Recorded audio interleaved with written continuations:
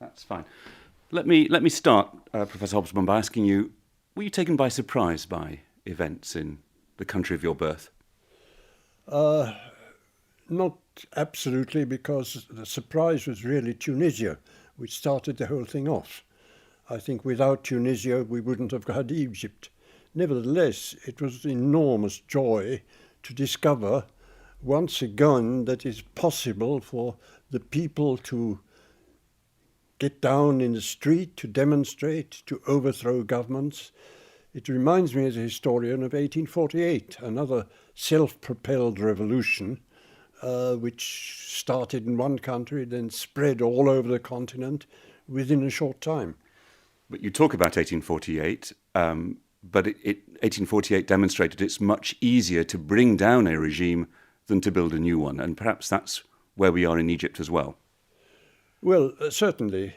But nevertheless, even though 1848, 2 years later, it looked as though it had all failed, in actual fact, in the long run, it hadn't failed. Because if you look not 2 years later, but 12 years later or 15 years later, a good deal of the sort of liberal advances had then been made in spite of this. So it was an immediate failure, but a long-term, at least partial success, though no longer in the form of revolution. And is that what you envisage for Egypt in the months and years ahead?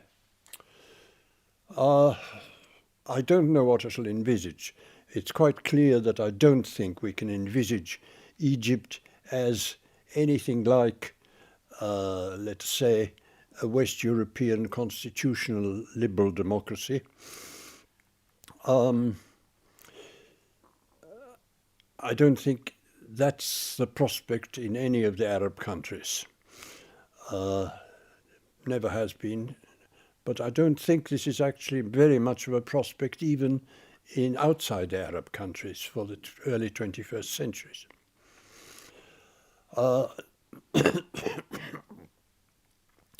Nevertheless, we are in the middle of a revolution, but it isn't the same revolution. After all, these countries, the Arabic-speaking countries, or the countries officially committed to speaking Arabic, are very different.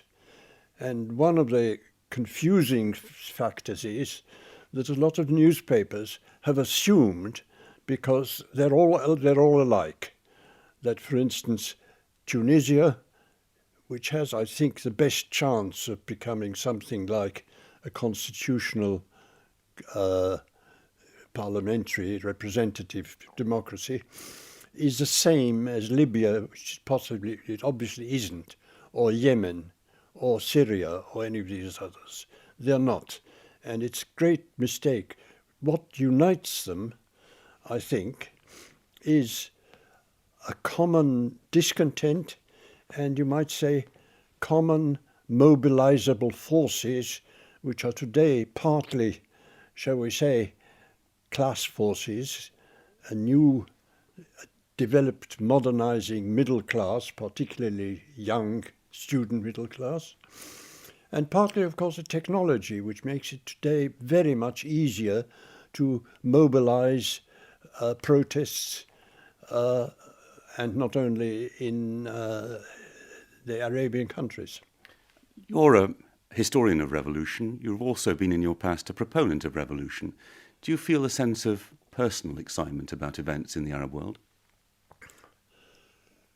Well, I certainly felt a sense of excitement and relief to see this thing happen, because somehow or other, if there is to be a revolution, it should be a bit like this, at least in the first few days. People turning up en masse on the streets, demonstrating for the right things. We know it won't last.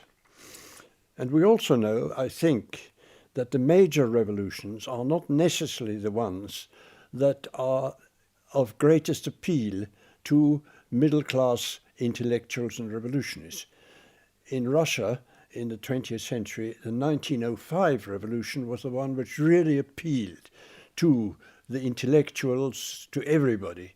The 1917 revolution didn't, but it was a much bigger revolution. Do you think the events in Tahrir Square have been one of the impulses behind protest movements elsewhere? I'm thinking particularly of the Occupy movements in Europe and in North America. I don't really think so, because I think the occupying movements in Europe and North America deal with completely different situations, and moreover have a sort of different background, and a background of demonstration of public activities, which I suppose dates back, if you want to know, I suppose it dates back to the election campaign for Obama, which first tried, largely through the internet, to mobilize otherwise politically passive or inactive young people for political activity. The actual occupations, well, ever since that time, people have always tried to mobilize protests, perhaps earlier on. Some of these protests have worked, others haven't. In most cases, they have not been mass protests. They have, in fact, been, like so many of these occupations, not the 99%, but the famous stage army of students and counterculture. But sometimes they have actually found an echo in public opinion. And for instance, in the anti-capitalist, anti-Wall Street occupations today, this is clearly the case in all countries, even in the United States. When you talk of a stage army, you sound as if you're rather disapproving. Not at all. I mean, activities are always instituted by minorities. And that, of course, was the case even of the regimes which are now being overthrown among the Arabs.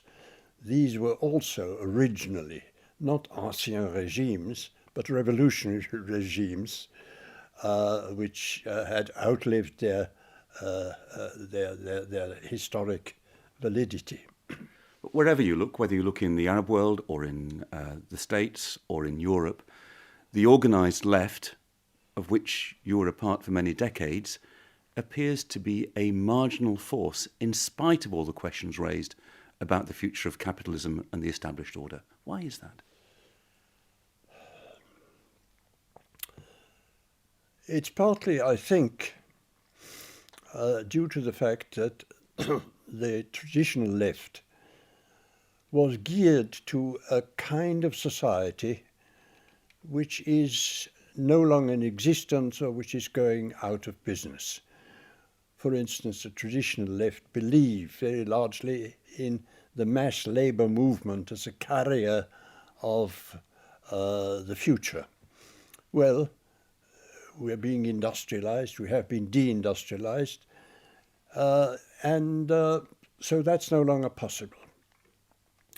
It's also true that I think in the world outside Europe, where the traditions of the left were never became mass traditions, either mass middle class or mass working class traditions, but remained traditions of what the French called the advanced, the évolué minorities.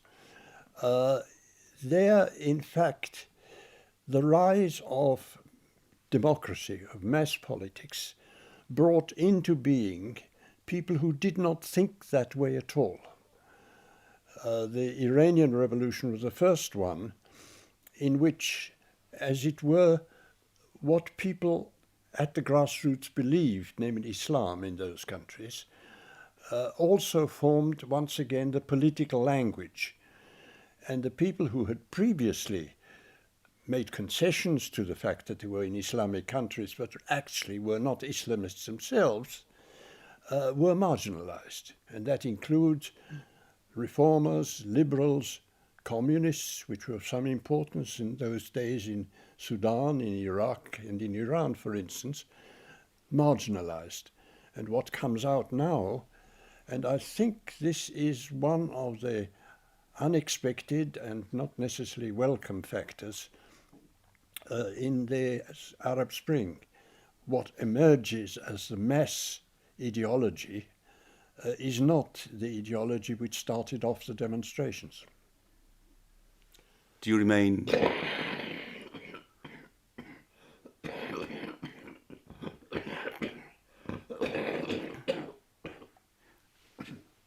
Do you remain an optimist about the process of political change and of mass mobilization to achieve change?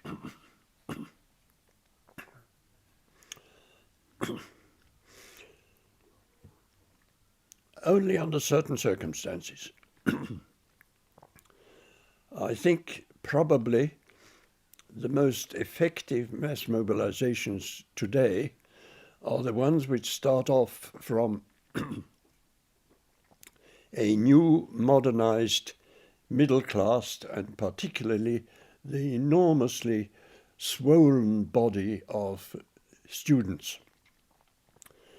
And they are more effective in countries in which demographically young people, young men and young women, are a far greater part of the population than they are in Europe, for instance. To that extent, I think there are possibilities. I don't believe that revolutionary changes are likely in the way in which they happened or are presently happening in the Arab countries. More likely, I think, is something like a gradual